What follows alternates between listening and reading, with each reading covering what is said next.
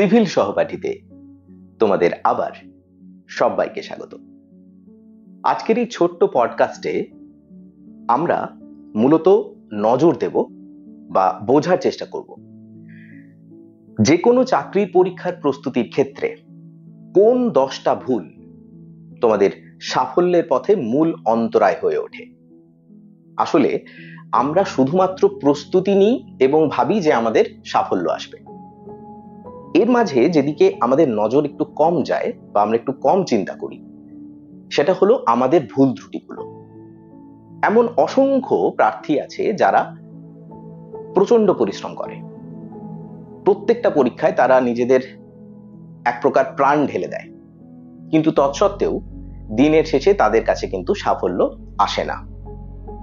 আজকের এই আলোচনাতে আমরা সেই মূল 10টা ভুলের দিকে বা ত্রুটির দিকে আমরা নজর দেব, যেগুলো একটু এড়িয়ে গেলে আমাদের সাফল্য ত্বরান্বিত হবে। তো চলো শুরু করা যাক।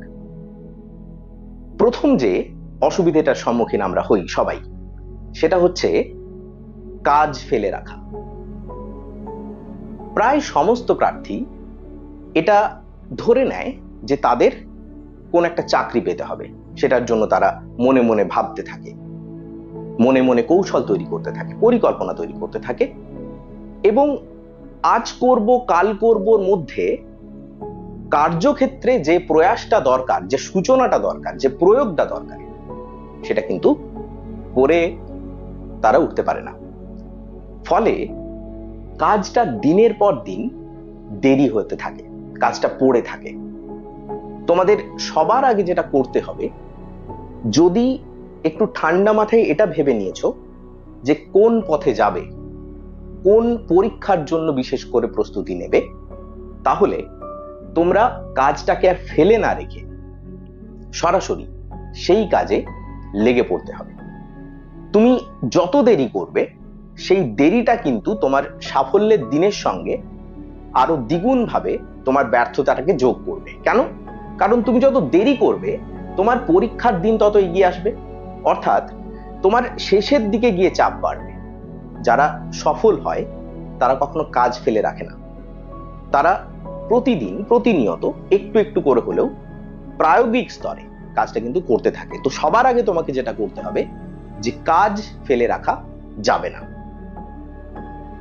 এরপর আসি দ্বিতীয় বিষয়ে, সিলেবাস সম্পর্কে অস্পষ্টতা। বেশিরভাগ ছেলে মেয়ে তারা পড়াশোনা শুরু করে একটা মোটের উপর, সিলেবাসের উপর ভিত্তি করে। তারা একই সঙ্গে WBCS ও দিচ্ছে, তারা একই সঙ্গে ক্লার্কশিপও দিচ্ছে, একই সঙ্গে মিসলেনিয়াসও দিচ্ছে এবং অন্যান্য কেন্দ্রীয় সরকারের পরীক্ষাগুলো তারা দিচ্ছে। ফলে এই যে একটাই সিলেবাসকে তারা নিজেদের সমগ্র পরীক্ষার সমস্ত সিলেবাসের পরীক্ষার সিলেবাস হিসেবে তারা দেখছে, এটা কিন্তু তাদের সব থেকে বড় ভুল। তোমাকে মনে রাখতে হবে যে যে সিলেবাসটা যে পরীক্ষাটার জন্য নির্দিষ্ট, তোমাকে সেই পরীক্ষার জন্য সেই সিলেবাসটুকুই ফলো করতে হবে। সবকিছু করতে গেলে আদতে আমাদের কিন্তু পরীক্ষাটা ভালো হয়ে ওঠা একটু মুশকিলের, বিশেষ করে যারা রিপিটার নও খুব একটা, যারা এই শুরু করেছো, বছর 2-3 মধ্যে আছো, তারা কিন্তু এই ভুলটা প্লিজ করো না। কারণ যদি তোমাদের সিলেবাস সম্পর্কে অস্পষ্টতা থাকে যে কোন প্রশ্নটা কোথা থেকে আসে, কোন পরীক্ষার জন্য কোন মানের প্রশ্ন আসে বা কোন চ্যাপ্টার থেকে প্রশ্ন আসে, সিলেবাস সম্পর্কে তোমাদের এই স্পষ্টতা খুব দরকার। তো চেষ্টা করবে যখন কোনো পরীক্ষা দেবে সেই পরীক্ষার সিলেবাস সম্পর্কে তোমার যেন একদম মনে কোনো রকমের দ্বিধা দ্বন্দ্ব সংশয় না থাকে। সিলেবাস সম্পর্কে তোমাদের অস্পষ্টতা থাকলে কিন্তু চলবে না, এটা দেখে নিও। তৃতীয়, এই বিষয়টা ভীষণ ইম্পর্টেন্ট, সেটা হচ্ছে পরিকল্পনার অভাব। তোমরা দেখবে কোনো পরীক্ষা এলো, তখন একটা ধরনের বা একটা ধারাতে তোমরা পড়াশোনা শুরু করেছো বা শুরু করো, কিন্তু সেটা পুরোপুরি শেষ না করেই তোমরা অন্য আরেকটা ধারাতে পড়াশোনা শুরু করো, সেটা ছেড়ে দিয়ে আবার অন্য একটা ধারাতে তোমরা পড়াশোনা শুরু করো। ফলে কোনো পরিকল্পনায় তার শেষ দিনটা দেখতে পায় না, তার পরিসমাপ্তি দেখতে পায় না। যখন তুমি দিনের পর দিন শুধুমাত্র স্টার্টই করবে কিন্তু এন্ড পয়েন্টে যাবে না, তাতে করে তোমার যেটা হবে যে তোমার পুরো প্রস্তুতির পরিপূর্ণতা আসবে না। যেটা হয়, পরিকল্পনা খুব জরুরি। যদি কোনো একটা পরিকল্পনা তুমি চক ডাউন করো, যেটা তুমি লিখে নিলে একটা খাতাতে, একটা নোটবুকে, এবং পরিকল্পনা ধরে ধরে তুমি এগোলে, সেখানে মাঝে মাথায় যতই বিভ্রান্তি আসুক তুমি কিন্তু অটল ভাবে সেটাকে অনুসরণ করবে। সেই পরিকল্পনাটাই তোমাকে সাফল্যের দিকে নিয়ে যাবে। দেখো, এই পরিকল্পনার অভাব এর মূলত দুটো জায়গা আছে, আমি একটু বলে নিতে চাইছি। একটা হলো কোয়েশ্চেন স্ক্যানিং, আর দ্বিতীয় হলো টাইম ম্যানেজমেন্ট। দেখো, কোয়েশ্চেন স্ক্যানিং এ যেটা হয়, যখন কোনো পরীক্ষা থাকে তখন সেই পরীক্ষাটার উপরে ভিত্তি করে কোন কোন ধরনের প্রশ্নের প্রস্তুতি নিতে হবে বা কোন কোন ধরনের অধ্যায়গুলোকে ভালো করে প্রস্তুত করতে হবে, সেটা সব থেকে ভালো বোঝা যায় সেই পরীক্ষার বিগত বছরের প্রশ্নকে ভালো করে স্ক্যান করলে। তোমাদের এটা করতে হবে। পরিকল্পনার অভাব হলো এখানেই যে বেশিরভাগ ছেলে মেয়ে পরীক্ষার যে প্রশ্নপত্র আছে সেটা কোনো একটা বই থেকে, প্রিভিয়াস ইয়ারের যে প্রশ্নপত্রগুলো দেখে তারা চলে গেল, দেখলো না যে ওই চ্যাপ্টার গুলো কোন কোন চ্যাপ্টার যেখান থেকে ওই নির্দিষ্ট পরীক্ষার জন্য প্রশ্নটা নির্ধারিত হয়েছে। এইটা তোমাদের করতে হবে। এটা পরিকল্পনার অভাবের একটা অন্যতম গুরুত্বপূর্ণ পয়েন্ট। আর দ্বিতীয়ত হলো টাইম ম্যানেজমেন্ট। দেখো, একটা বিষয় হলো কস্ট এফেক্টিভিটি, অর্থাৎ তুমি যতটা সময় দিচ্ছ প্রায় সমতুল্য পরিমাণ তোমার লাভ হচ্ছে কিনা নম্বর তুলে আনার ক্ষেত্রে। যদি এমন কোনো সাবজেক্ট থাকে যেখানে তুমি অনেক বেশি সময় দিচ্ছ কিন্তু সেখানে তোমার পর্যাপ্ত নম্বর আসছে না, তাহলে তোমাকে চেষ্টা করতে হবে সেই সাবজেক্টটাকে ততটাই সময় দেওয়ার। যে সাবজেক্টে তোমার বেশি প্রশ্ন আসছে তোমাকে সেই সাবজেক্টে বেশি সময় দিতে হবে। তাই প্রতিটা সাবজেক্টকেই সমান গুরুত্ব দিয়ে, সমগুরুত্ব দিয়ে দেখার যে মানসিকতাটা আছে, এটা কিন্তু পরিবর্তন করতে হবে। তোমার টাইম ম্যানেজমেন্ট কিন্তু তোমার ক্ষেত্রে ভীষণ জরুরি। যদি তুমি ঠিকঠাক ভাবে এটার অ্যাপ্লিকেশন না করতে পারো, তোমার কিন্তু পরিকল্পনার অভাব তোমাকে পরীক্ষাতে ভোগাবে। চতুর্থ যে পয়েন্টটা, সেটা প্রায় সমস্ত ছেলে মেয়েরা এটা করে থাকে কম বেশি, সহজ কাজের পুনরাবৃত্তি। ধরো, তোমার ইতিহাস ভালো লাগে, তুমি সারাদিন ইতিহাসই পড়ছো। তোমার অঙ্ক করতে ভালো লাগে, তুমি সারাদিন অঙ্কই করছো। তোমার জিআই করতে ভালো লাগে, তুমি সারাদিন জিআই করছো। এতে করে কি হবে, একটা স্তরে তুমি বলতে পারো যে তোমার ওই বিশেষ বিষয়টির প্রস্তুতি তোমার ভালো হয়ে থাকলো, সেটা ঠিক। কিন্তু এটাও ঠিক, এইটা করতে গিয়ে তুমি অন্যান্য সাবজেক্টগুলোকে অবহেলা মধ্যে ফেলে রাখছো, অর্থাৎ সেগুলো অবহেলিত হয়ে থাকছে। যেখানে যেটা দরকার সেটা কিন্তু পাচ্ছে না সেটা ততটা গুরুত্ব।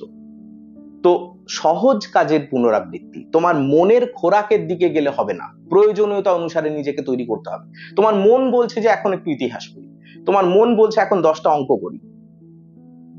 সবসময় মনকে শুনলে চলবে না। খানিকক্ষণ আগেই আমরা যে পরিকল্পনার অভাবে টাইম ম্যানেজমেন্টের কথা বললাম, যেটার জন্য যে সময়টা তুমি বরাদ্দ করেছো সেটা যদি সেই সময়ের মধ্যে থাকে, তখন মন যাই বলুক তোমাকে কিন্তু সেই কাজটাই কিন্তু করতে হবে। ফলে সহজ কাজের পুনরাবৃত্তিটা তোমার একটু সরানো যাবে। টাইম ম্যানেজমেন্ট ভালো হওয়ার ফলে তোমার প্রিপারেশনটা বেটার হবে। পঞ্চম, দুর্বলতাকে এড়িয়ে চলা। দেখো, জীবনের ক্ষেত্রে আমাদের একটা সহজ নিয়ম হলো, যেখানে আমাদের দুর্বলতা আছে আমরা সেটাকে এড়িয়ে যাই।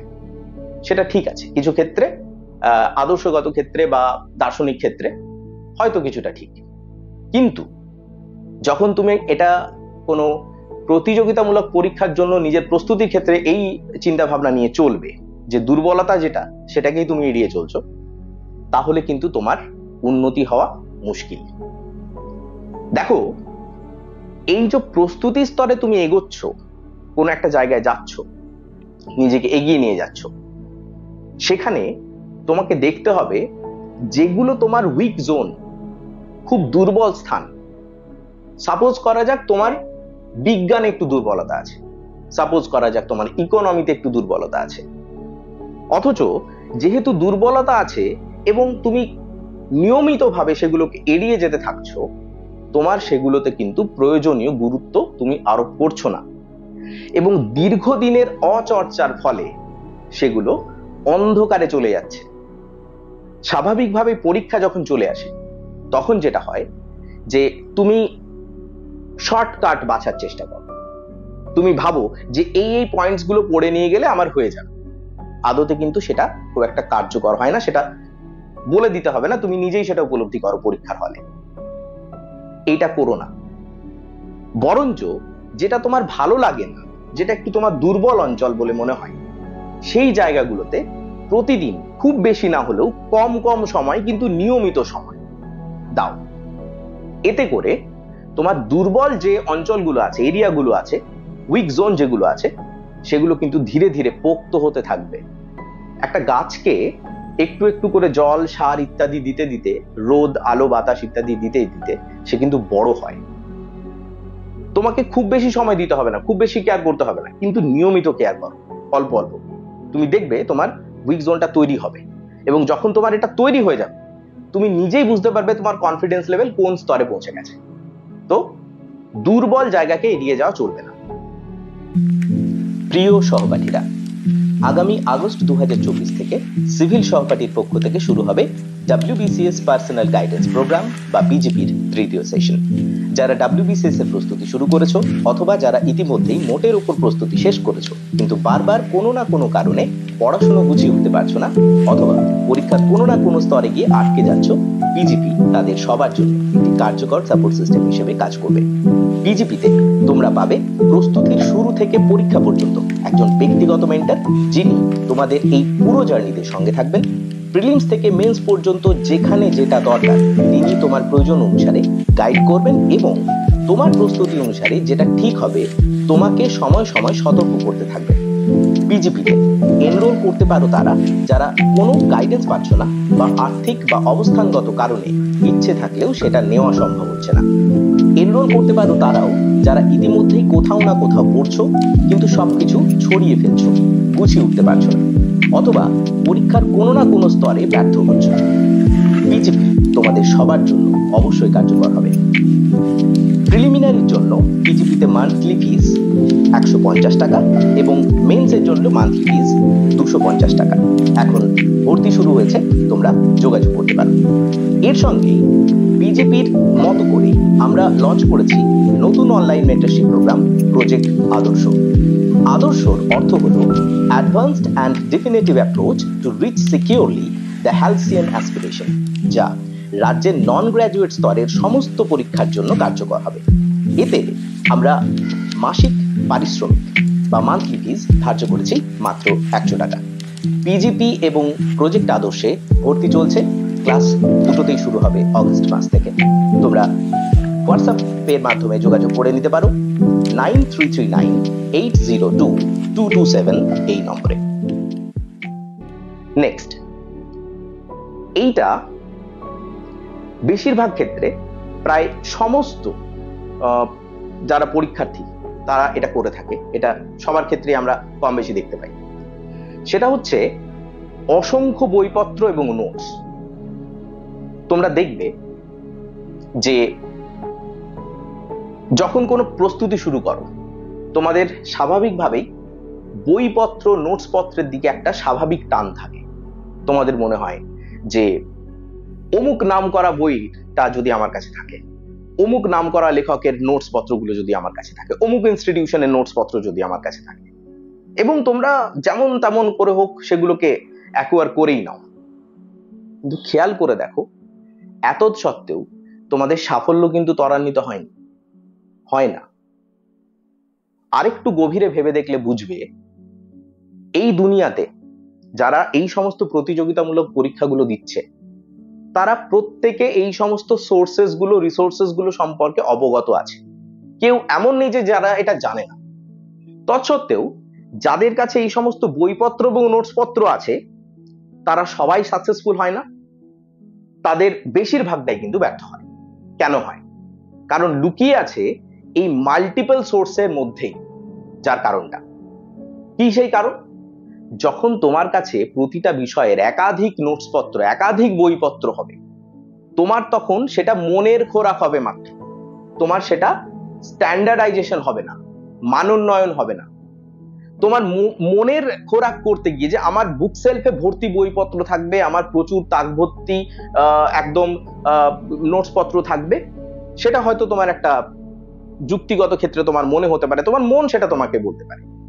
বাস্তবিক ক্ষেত্রে সেগুলো কাজের থাকে না। দেখবে ধুলো পড়ছে, প্রত্যেকটা পড়াশোনা তোমার ততটা করে করা হয় না, নোটস গুলোকে অতটা প্রত্যেকবার মানে ভালো করে ঝালিয়ে দেখা হয় না।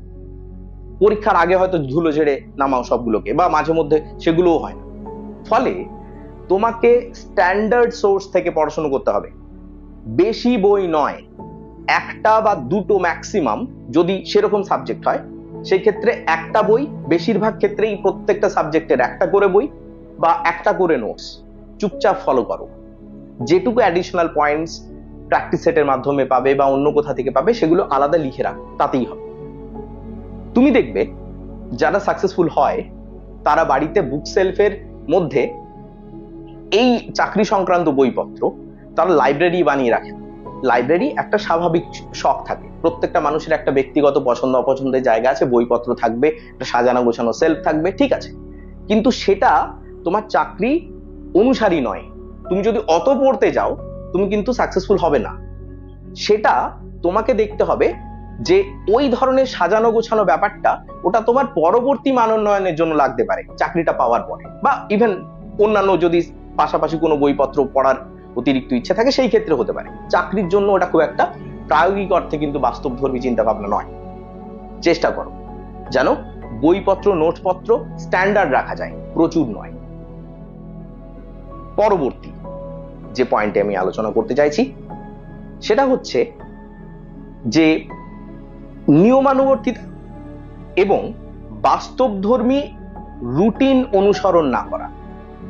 নিয়মানুবর্তিতা এবং বাস্তবধর্মী রুটিন অনুসরণ না করা। তোমরা যেটা করো ইচ্ছে মতো পড়ো, হয়তো তোমরা একটা রুটিন বানাও, শুরুর আগে একটা রুটিন বানাও, কিন্তু সেই রুটিনটা রুটিনের জায়গায় পড়ে থাকে, 2 দিন 4 দিন 5 দিন 7 দিন পরে সেটা দেখেও তুমি দেখো না, সেটা কোথাও যেন হারিয়ে যায় খাতার তলায়। তোমাকে এটা করলে চলবে না। এটা সাধারণত হয় তুমি হাইপার ইন্সপায়ার্ড হয়ে কোনো কিছু শুরু করো। সাপোজ করা যাক তোমার সামনে আগামী 50 দিনে কোনো পরীক্ষা আছে, 100 দিনের মধ্যে কোনো পরীক্ষা আছে, তুমি হাইপার ইন্সপায়ার্ড হলে কি করলে, 8 ঘন্টা 10 ঘন্টার একটা প্ল্যান বানিয়ে নিলে, প্রত্যেকদিন তুমি 8 থেকে 10 ঘন্টা পড়বে। তুমি হয়তো শুরুও করো, এমন নয় যে শুরু করো না, তুমি হয়তো সেটা শুরু করো, কিন্তু 2 দিন 4 দিন 5 দিন 7 দিন যাওয়ার পরে সেটা ধীরে ধীরে স্তিমিত হতে থাকে। মানুষ তো প্রত্যেকেরই আমরা সাইকোফিজিক্যাল এন্টিটি আছে, আমাদের শারীরবৃত্তীয় মানসিক একটা অস্তিত্ব আছে, আমাদের মনস্তাত্ত্বিক শারীরবৃত্তীয় অস্তিত্ব নিয়ে আমরা সবাই মানুষ। তো সেই কারণে যখন তুমি শুরু করো, যতটা অনুপ্রাণিত ভাবে শুরু করো সেটা আর নিয়মিত করতে পারো। তোমাকে যেটা দেখতে হবে, যেটা বাস্তবে তুমি, যতটা বাস্তবে তোমার দ্বারা সম্ভব সেটুকুকে অনুসরণ করো। অর্থাৎ তুমি একটু দেখো নিজেকে একটুখানি পর্যবেক্ষণ করো। তাতে তুমি যদি দেখো স্বাভাবিকভাবে তোমার 4 থেকে 5 ঘন্টা তুমি আরামসে পড়তে পারো, তুমি তোমার পড়াশোনাটাকে 4.5 থেকে 5 ঘন্টার মধ্যেই সীমাবদ্ধ রাখো। এতে তোমার অতিরিক্ত প্রয়াসটা করতে হবে না, তুমি এটা লিখে রাখতে পারো। যখনই তুমি অতিরিক্ত প্রয়াস করতে যাবে তখন তুমি সেটা দীর্ঘমেয়াদী স্তরে করতে পারবে না। তো সবার আগে যেটা করতে হবে, তোমাকে দেখে নাও যে কতটা সময় তুমি স্বাভাবিকভাবে পড়াশোনা করতে পারো, সেই সময়টুকুই তুমি পড়াশোনাটা করো। এবং তার মানে কি তুমি এটা বলতে পারো যে সারাটা পরীক্ষার সময়কাল পর্যন্ত তুমি একদম ওই 4.5-5 ঘন্টায় পড়বে? না, পরীক্ষার শেষ 12 দিন 15 দিন এরকম সময় থেকে তুমি তোমার পড়ার গতিটা বাড়াতেও পারো, সেটা তোমার প্রয়োজন অনুসারে নির্ভর করছে। এবং সেটা সম্ভব, যেহেতু পরীক্ষা একদমই দোয়ার গোড়ায় 1 সপ্তাহ 1.5 সপ্তাহের মধ্যে পরীক্ষা আছে, তখন সেই সময়টা একটু পড়ানোটা এমনিই বৃদ্ধি পায়, মনোযোগ একটি এমনিতেই বেশি থাকে, তখন তুমি সেটা একটু বাড়াতে পারো। কিন্তু তার আগে অবধি স্বাভাবিক যে নিয়মে প্রত্যেকদিন ছন্দবদ্ধভাবে যে পড়াশোনাটা করছো, সেখানে অবাস্তব কোনো রুটিন বানিও না, ফলো আপ করতে পারবে না, ফলে আনসাকসেসফুল হবে। এবং পরীক্ষার আগে এইটা করতে গিয়ে অসংখ্য ছেলে মেয়ে ভোগে, তারা কমপ্লিট করতে পারে না সিলেবাস, হতাশ হয়, ডিপ্রেশনে যায়, ইত্যাদি ইত্যাদি। তো এটা কিন্তু করা চলবে না। শেষ 3টে পয়েন্ট। সব থেকে জরুরি। আমি এই কারণেই 3টে পয়েন্টকে সবার শেষে রেখেছি। নাম্বার 8, বিষয়বস্তুর গভীরে না যাওয়া। আমি একটু সাবজেক্টিভ বিষয়গুলো নিয়ে আলোচনা করতে চাইছি। যখন তোমরা কোনো পড়াশোনা করছো তখন তোমরা কি করো, সিলেবাস কমপ্লিশনের অর্থ বলতে বোঝো যে ওপর ওপর পুরোটা পড়ে চলে যাওয়া। This is not the truth. যখন তুমি কোয়েশ্চেন স্ক্যানিং করেছো তখন তুমি বুঝতে পারছো যে কোন অধ্যায় থেকে একটু গভীরে প্রশ্ন আসে, তোমাকে সেগুলোকে মার্ক করতে হবে। এবং এই পয়েন্টে এসে 8 নম্বর পয়েন্টে এসে যে বিষয়বস্তুর গভীরে না যাওয়া, এটা কিন্তু করা চলবে না। অর্থাৎ সেই সমস্ত চ্যাপ্টার গুলোকে এক জায়গায় করে ভালো করে তার গভীরে যাও, আরেকটু খতিয়ে পড়ো, আরেকটু খুঁটিয়ে পড়ো। ফলে তোমার কাছে আরো বেশি ইনফরমেশনের একটা সোর্স আনআর্থড হবে, উন্মোচিত হবে। এই ইনফরমেশনের সোর্সটা তোমাকে সমৃদ্ধ করবে, তোমার বোধকে আরো সমৃদ্ধ করবে, তোমার আন্ডারস্ট্যান্ডিংকে অনেক বেশি এক্সপ্যান্ড করবে, বিস্তারিত করবে। ফলে তুমি সেখানে কিন্তু আরো ভালোভাবে পরীক্ষাটা দিয়ে আসতে পারবে। তো এটা দেখে নাও যে কোন কোন অধ্যায়গুলো বেশি গভীর থেকে প্রশ্ন আসে, সেই জায়গাগুলোর বিষয়বস্তুর গভীরে কিন্তু যাও। এইটা 9 নম্বর, কোন জায়গাগুলো ছাড়তে হবে সেটা না জানা। শুরুতে আমি খানিকটা বলেছি যে প্রায় সমস্ত পরীক্ষার একটাই সিলেবাস ধরে তোমরা পড়াশোনা করো, সেটা তো একটা বড় ভুল, সেটা গেল।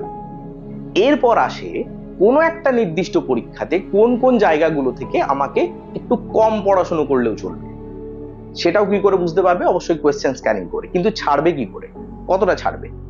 সাধারণত একটা প্রমাণিত মানে প্রায়োগিক স্তরের নিয়ম হলো যে যখন কোনো লেস ইম্পর্টেন্ট চ্যাপ্টার তুমি পড়ছো তখন তার বেসিকটুকু আগে শেষ করে নাও। খুব বেশি থাকে না, বেসিকটুকু শেষ করে রাখো। এবার দেখো সেখান থেকে কিরকম স্তরের প্রশ্ন আসছে। স্বাভাবিকভাবে যেগুলো একটু কম গুরুত্বপূর্ণ সেগুলো থেকে খুব বেশি গভীরের প্রশ্ন আসে না। তোমার ওই প্রায় শ্যালো লেভেলের প্রস্তুতিটা ওই নির্দিষ্ট কয়েকটা চ্যাপ্টারের ক্ষেত্রে তুমি কিন্তু এভাবে পড়ে যেতে পারো। আর কিছু চ্যাপ্টার এমন থাকে যেগুলো আনুষাঙ্গিক অধ্যায়, একটা মূল অধ্যায় আছে তার সঙ্গে আনুষাঙ্গিক অধ্যায়। অনেকে কি করে, গভীরতা বুঝতে গিয়ে সে এতটাই আনুষাঙ্গিক অধ্যায়ের ভেতরে চলে যায় যেখান থেকে প্রশ্ন হয়তো এতটা আসে না। তো তোমাকে কিন্তু এই জায়গাগুলোকে এড়িয়ে চলতে হবে। এইটাই হলো সেটা যে কোন জায়গাগুলোকে তোমাকে ছাড়তে হবে সেটা জানা। সেটা না জানার ফলে তোমার অসুবিধাগুলো হয়, ফলে তোমার মনে হয় যে কবে সিলেবাস শেষ করবো, সেটা কিন্তু নয়। আগে দেখো যে কোন জায়গাগুলো থেকে প্রশ্ন কম আসে, তুমি জাস্ট সেগুলোকে স্কিপও করতে পারো। হলো?